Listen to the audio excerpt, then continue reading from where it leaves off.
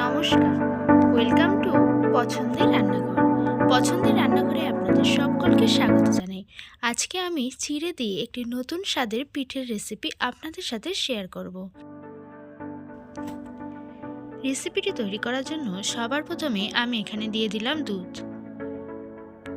দুধটি ভালো করে যখন ফুটতে শুরু করবে তখন সেখানে দিয়ে দিতে হবে নারকেল গুঁড়ো।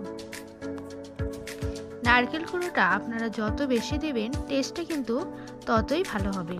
তারপর দিয়ে দিতে হবে গুড়। আপনারা গুড়ের বদলে চিনিও দিয়ে দিতে পারেন। এরপর আমি দিয়ে দিচ্ছি গুঁড়ো করে রাখা চিড়ে।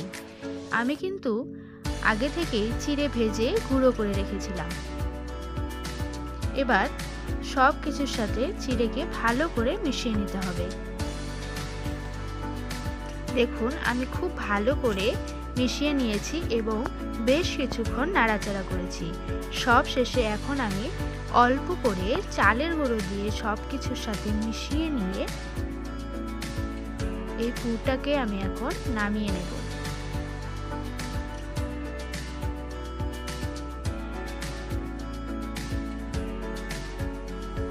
এবার একটি পাত্রে আমি এটাকে ঢেলে নিলাম। তারপর হাত দিয়ে চেপে চেপে খুব ভালো করে মিশিয়ে নিতে হবে।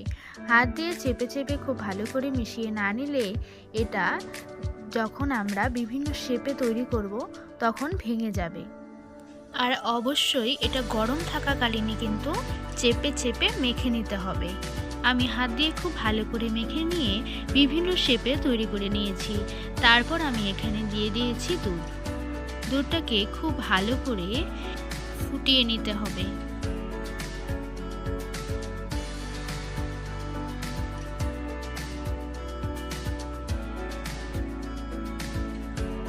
দেখুন দুধটা কিন্তু ফুটে গিয়েছে। তারপর আমি এখানে দিয়ে দিলাম গুড়।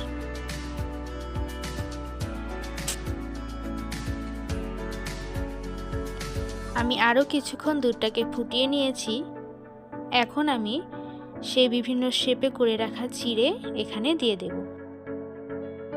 দেখুন আমি আস্তে আস্তে দুধে এই চিড়ের বিভিন্ন শেপ করে রাখা এগুলো দিয়ে দিচ্ছি।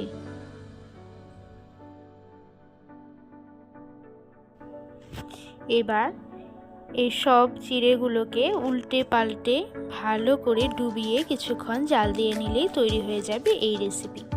আজকের রেসিপি আপনাদের কেমন লাগলো অবশ্যই কমেন্ট করে জানাবেন।